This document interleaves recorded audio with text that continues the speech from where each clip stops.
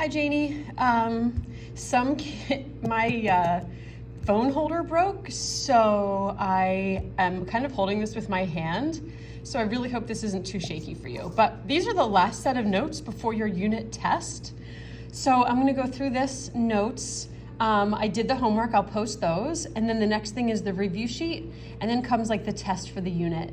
That's all Mel has given me so far, so I will go talk to him today and find out what comes next or how much he wants you to finish for the end of the year. So this is still in the square root radicals unit, but now we're gonna graph them. Generally, the general shape of like y equals the square root of x looks like this. And if you think about how that would look if we plugged in points, if I made like a t-chart with x's and y's, when I plug in 0 for x, the square root of 0 is 0, so I have a point at 0, 0. When I plug in 1, the square root of 1 is 1, so I have a point at 1, 1.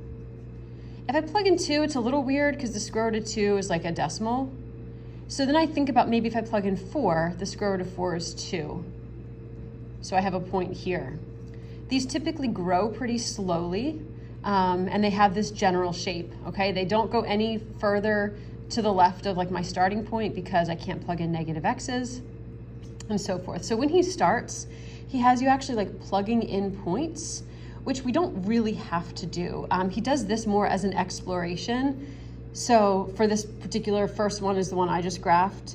He has you plugging in 0 and you get 0, plugging in 1, you get 1, plugging in 4, the square root of 4 is 2, and then plugging in negative 1, you realize, oh, I can't get any y value for that. So all I have is these points that I already graphed when I was showing you up here, and I have a thing that looks like this. Okay, now there's rules for how these things move, and I think it's easier to just tell you what the rules are instead of worrying about plugging in a whole lot of points. The rules are, when something is added or subtracted to the x inside the square root, it moves my starting point, which is this point. It moves my starting point left and right in the opposite direction of the sign here. So for example, x minus 2 means I'm gonna move my starting point to the right 2. Whereas this one, x plus 2, I'm gonna move my starting point to the left 2. So if I move my point to the right 2, that means instead of starting at 0, 0, I start over here, 2 over. And my graph has the same shape. What I usually do is I do my starting point, and then I plug in 1x over to the right and just see what I get. So for example, I'm gonna plug in 1, 2, 3. So he has that here. 3 minus 2 is 1, the square root of 1 is 1. So that just tells me I'm at 3, 1. Kind of lets me know I'm on the right track, and I have that same shape. Whereas this one has me going to the left 2 to have my starting point. So I know that goes there, and I'm gonna go again to the right 1 and plug in that x value, which is negative 1. Negative 1 plus 2 is 1, square rooted is 1. Okay, then I know I have a point here, so that's the shape. Okay, so the first rule is when I move my starting point left and right based upon what's inside these parentheses, and I move the opposite way. I'm going to skip to 5 and 6. What happens when I have a number outside of the parentheses? This moves me up and down, but I use the same sign. So a plus 2 outside moves me up 2. A minus 2 outside moves me down 2. So I have that starting point, but instead of it being at 0, 0, I am moved up 2. And then just to make sure I'm on the right track, let's plug in the x value, 1 over. So let's plug in 1. The square root of 1 is 1, plus 2 makes 3. So 1, 3 is my next point, and yep, that's right how I'm supposed to look. This one, my starting point is moved down 2. So now let's plug in 1 point over, which is 1. The square root of 1 is 1, minus 2 is negative 1. So I have a point here. And whoops, and there's my shape like that. Okay, so I keep having the same shape, but I just keep moving up, down, left, and right. The other thing that can happen is I can have a negative in front of the square root. And what that does is it takes my whole graph, this is like my original, and it flips it upside down. So it makes the graph go like this. And what you can think is, I don't have any movement left, right, up, or down. Nothing is added to the x, and nothing's added or subtracted out here. So I still start at 0, 0. But plug in 1. Plug in 1 for x. The square root of 1 is 1, but then I multiply by a -1 out here. So I have -1 for y.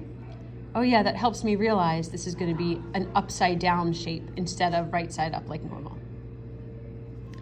Okay, so that's the main rules for moving. Now we got to talk a little bit about domain and range, and then we have a little bit more movement.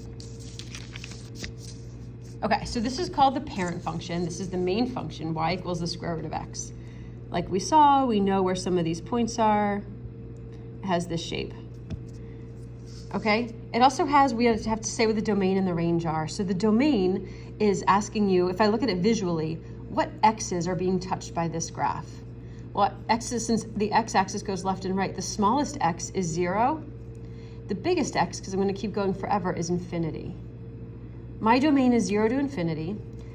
Inclusive on 0. 0 is going to count in the domain. Infinity is not. Infinity always gets a parenthesis. The range is asking me my y values. What's the smallest y and what would my biggest y be? So my smallest y is 0. My biggest y is also infinity. This is going to go up forever. It increases slowly, but it does go up forever. And the x value, I'm sorry, the y value also gets included, the endpoint. He writes endpoint here, 0, 0. End behavior, I'm not going to even write this down right now because I don't think you need to know it. If we have to later, I'll come back to it. Okay, so then he writes down, here's everything that can happen to a square root graph. And basically, here's the deal. B tells us to move or shift almost instead of move. This makes us shift left or right using the opposite sign. The C, the number outside of the parentheses, shifts up and down using the same sign. And the A basically stretches our graph. And I'll show you what that means. Also, if A is negative, we're going to be upside down. Okay, so keep coming back to those as we go through.